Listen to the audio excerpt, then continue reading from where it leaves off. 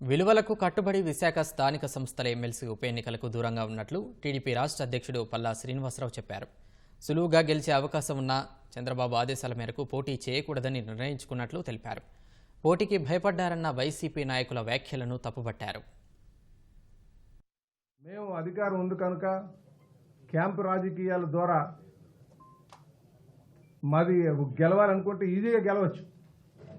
కానీ అధికారం ఇచ్చింది ప్రజలు ఈ రాష్ట్రాన్ని పునర్నిర్మాణం చేయడానికి, ఈ రాష్ట్రాన్ని అభివృద్ధి బాటలో నడపడానికి అనే విషయానికి విలువ ఇస్తూ ఈరోజు ఎమ్మెల్సీ ఎలక్షన్లో పోటీ చేయడం జరగట్లేదని చెప్పేసి మేము తెలియజేస్తున్నాం. గెలవలేము అన్న పదం కాదు, గెలిచి చూపించాం ఆల్రెడీ. వాళ్ళ అధికారంలో 151 ప్లస్ మా నలుగురిని తీసుకున్న తర్వాత కూడా ఇంకా సంవత్సరం ఉండగానే ఇప్పుడు ఎమ్మెల్సీలు గెలిచాం. ఈరోజు మేము పోటీ పెట్టాలి అనుకుంటే 5 నిమిషాలు గెలవటానికి, కానీ విలువలని రక్షించాలి, నైతికతని పాటించాలి ఉద్దేశంతో ఈరోజు మేము డ్రాప్ అవుతున్నాం.